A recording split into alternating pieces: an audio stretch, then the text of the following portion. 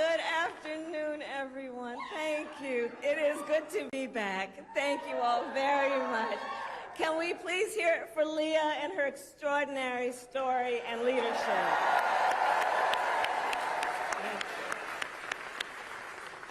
And I do believe our teachers do God's work. They teach other people's children, and God knows we don't pay them enough. Let's thank them.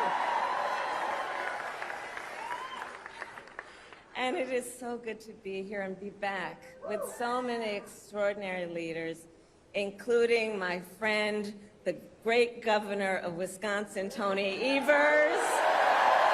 He's here somewhere. My dear friend, Senator Tammy Baldwin.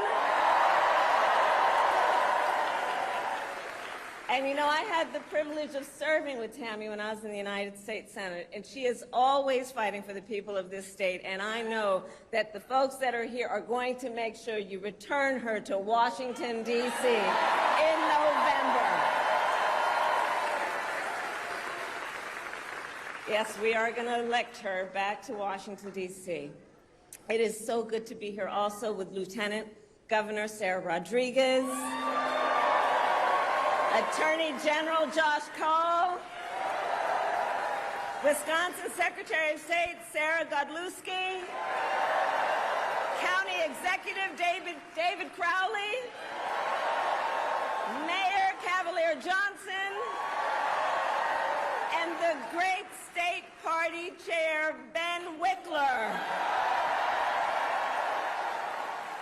who I have worked with. Ben, you and I have been working together for years, and I can attest he knows how to build the infrastructure that delivers wins up and down the ballot. Thank you, Ben.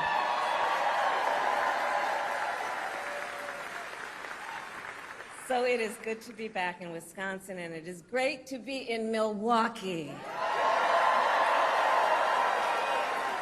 As many of you know, our state campaign headquarters are in this city. Yes, and there is a reason for that. The path to the White House goes through Wisconsin. Yes, it does.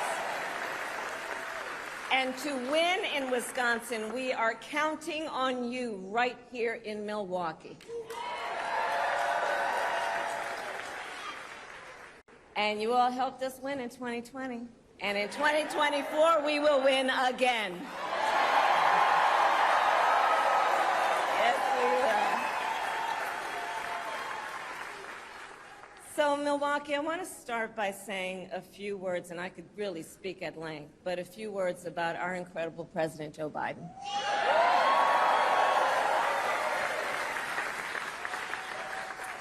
It has truly been one of the greatest honors of my life to serve as Vice President to our President Joe Biden.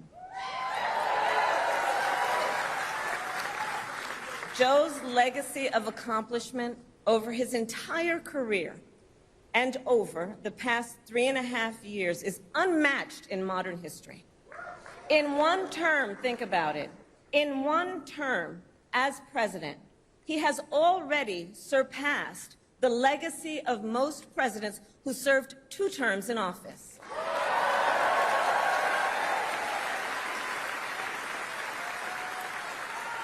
And I know we are all deeply, deeply grateful for his continuing service to our nation. And it is my great honor to have Joe Biden's endorsement in this race.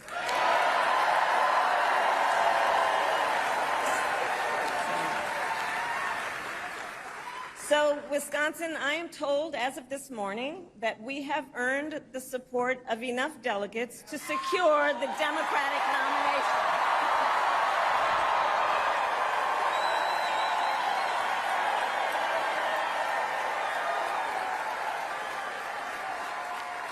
And I am so very honored, and I pledge to you I will spend the coming weeks continuing to unite our party so that we are ready to win in November.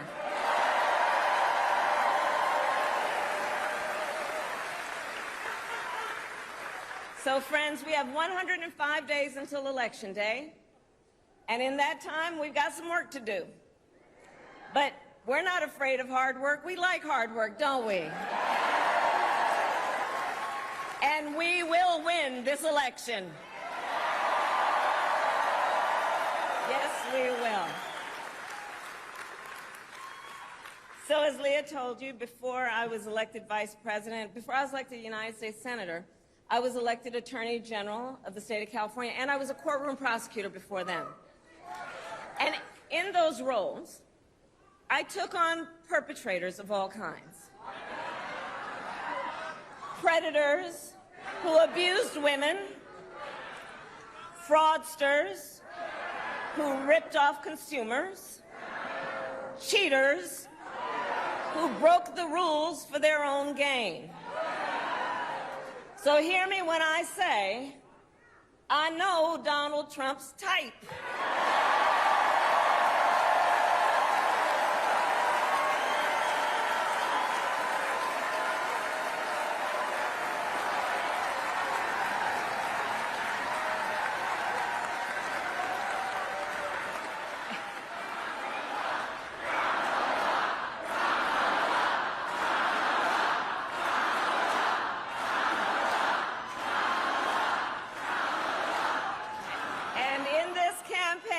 I promise you, I will proudly put my record against his any day of the week.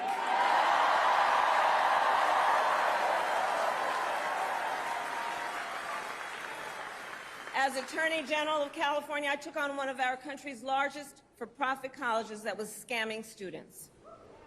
Donald Trump ran a for-profit college that scammed students. As a prosecutor, I specialized in cases involving sexual abuse. Well, Trump was found liable for committing sexual abuse. As Attorney General of California, I took on the big Wall Street banks and held them accountable for fraud. Donald Trump was just found guilty of fraud on 34 counts.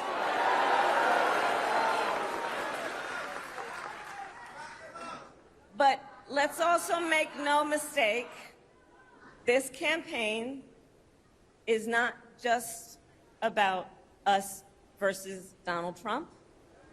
This campaign is about who we fight for. This is about who we fight for. Just look at how we are running our campaigns. So Donald Trump is relying on support from billionaires and big corporations. And he is trading access in exchange for campaign contributions. A couple of months ago, you all saw that a couple of months ago at Mar-a-Lago, he literally promised big oil companies, big oil lobbyists, he would do their bidding for $1 billion in campaign donations. On the other hand, we are running a people-powered campaign.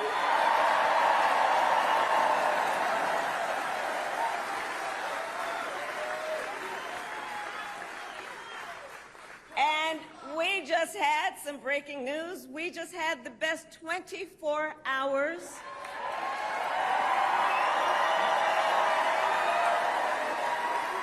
of grassroots fundraising in presidential campaign history. All right?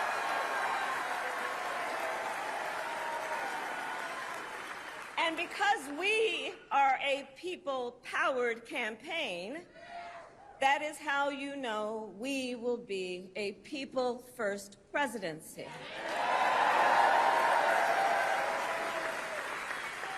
And Wisconsin, this campaign is also about two different visions for our nation.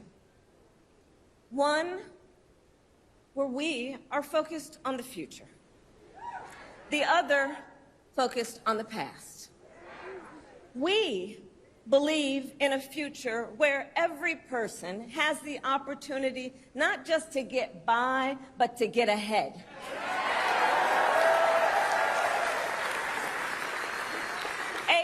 future where no child has to grow up in poverty, where every worker has the freedom to join a union,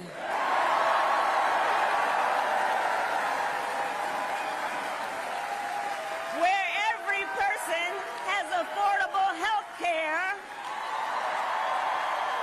affordable child care, and paid family leave.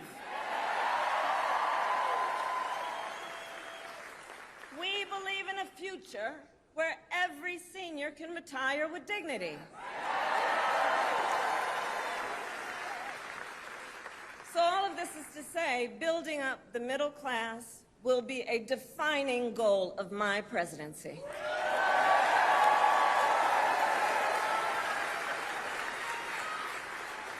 Because here's the thing we all here, Wisconsin, know. When our middle class is strong, America is strong.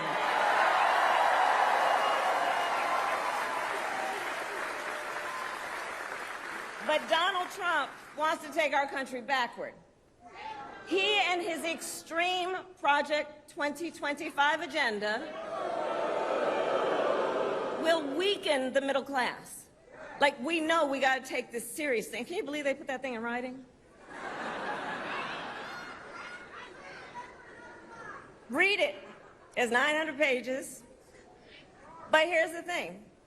When you read it, you will see Donald Trump intends to cut Social Security and Medicare. He intends to give tax breaks to billionaires and big corporations and make working families foot the bill.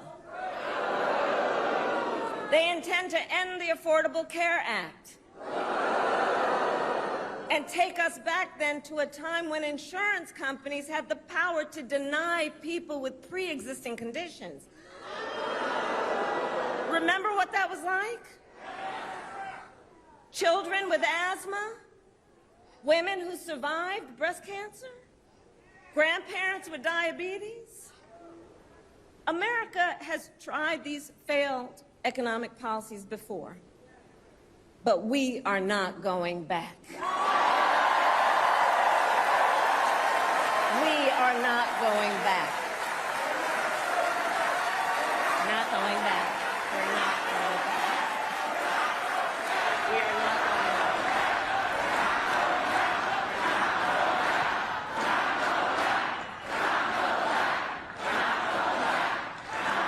And I'll tell you why we're not going back. Because ours is a fight for the future.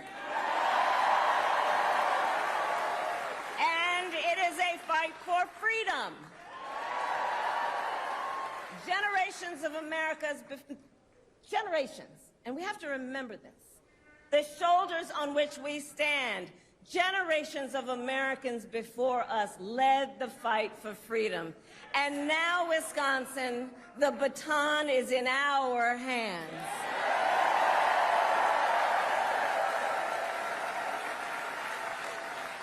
We, who believe in the sacred freedom to vote, will make sure every American has the ability to cast their ballot and have it counted. We, who believe that every person in our nation who should have the freedom to live safe from the terror of gun violence, will finally pass red flag laws, universal background checks, and an assault weapons ban.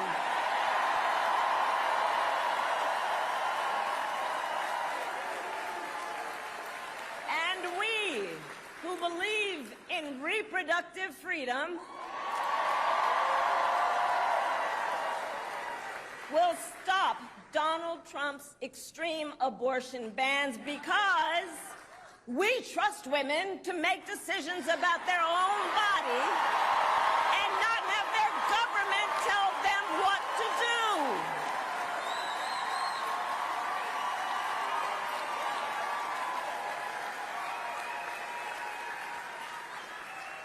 And when Congress passes a law to restore reproductive freedoms, as President of the United States, I will sign it into law.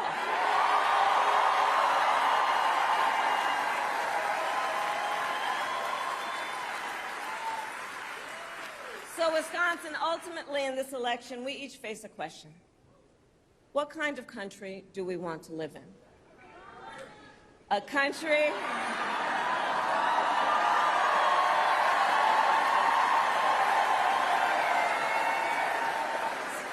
And to your point, do we want to live in a country of freedom, compassion, and rule of law, or a country of chaos, fear, and hate? And here's the beauty of this moment.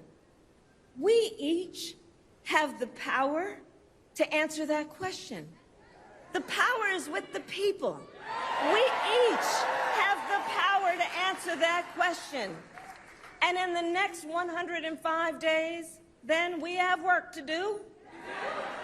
We have doors to knock on, we have phone calls to make, we have voters to register, and we have an election to win.